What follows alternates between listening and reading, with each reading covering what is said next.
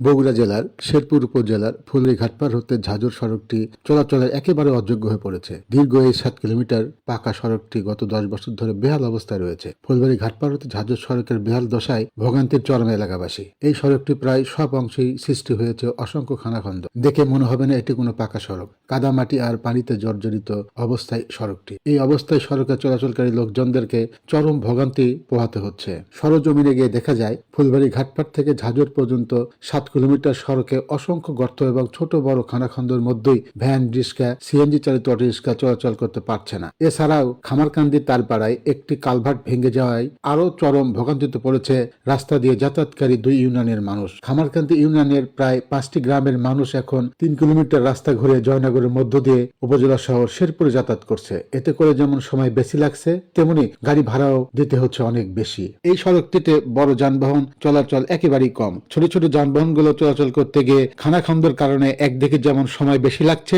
অন্যদিকে যাত্রীদেরও ভোগান্তি পোহাতে হচ্ছে। অটো রিক্সা চালকরা বলেন, প্রায় 10 বছর হলে এই সড়কটির অবস্থা এতটাই খারাপ যে ভ্যান রিক্সা চলাচলের কঠিন হয়ে পড়েছে। এছাড়া আমাদের অটো মাঝে মাঝে রাস্তায় ভেঙে পড়ে থাকে। এতে করে আমরা অনেক ভোগান্তি পাচ্ছি।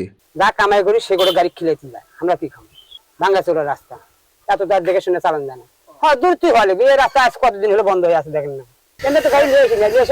পথচারীরা বলেন, বৃষ্টি হলেই খানাখন্দে পানি জমে থাকে অনেক দিন ধরে। এই অবস্থায় এই সড়কে পায়ে হেঁটে চলাচলও কষ্টকর।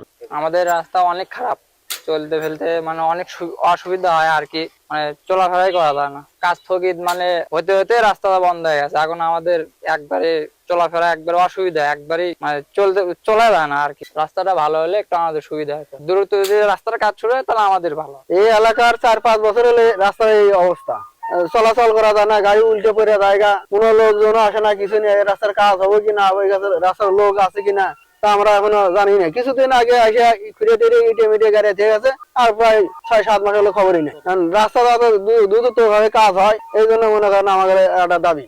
রাস্তা তো প্রায় অনেকদিন হলে ভাঙে গেছে, কোন যোগাযোগ নাই, গাড়ি ঘোড়া চলে না। আমাকে তো এখান থেকে খামারকান্দি বাজার হাঁটে যেতে হয়, অত দামত যাওয়া লাগে। কোনো গাড়ি ঘোড়া পায় না, কোনো আপদ বিপদ হলে তো বাজারে কোনো গাড়ি ঘোড়া আসে না। আমাদের এরকম পরিস্থিতি আছে। রাস্তার কাজ বন্ধ হতে মানে কন্ট্রাক্টর রাস্তা কাজ করতে করতে চলে গেছে।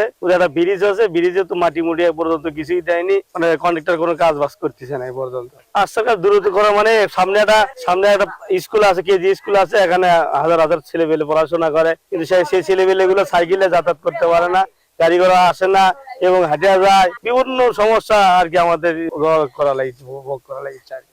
শেরপুর উপজেলা স্থানীয় সরকার প্রকৌশল অধিদপ্তর থেকে জানা যায়, এই সড়কটির কাজের টেন্ডার হয়েছে এবং ঠিকাদার প্রতিষ্ঠান কাজও শুরু করেছিল। কিন্তু ঠিকাদার একটি মামলায় জেল হাজতে থাকায় কাজটি প্রায় 4 মাস যাবৎ বন্ধ আছে। তবে কালভার্টের কাজ শেষ হয়ে গেছে, এখন আবার নতুন করে ঠিকাদার প্রতিষ্ঠান কাজ পেয়েছে, খুব তাড়াতাড়ি কাজ শুরু করবে বলে জানিয়েছেন। এ বিষয়ে স্থানীয় সরকার প্রকৌশলী অধিদপ্তরের শেরপুর উপজেলা প্রকৌশলী আব্দুল মজিদ বলেন, গ্রেটার পাবনা প্রজেক্ট থেকে মেইনটেন্স দপ্তর আহ্বান করা হয়। ঠিকাদার মিসেস বরেন্দ্র কনস্ট্রাকশন, সাপ্তাহিক পিটু হাজি বগুড়া শহরে উনি কাজ শুরু করেন।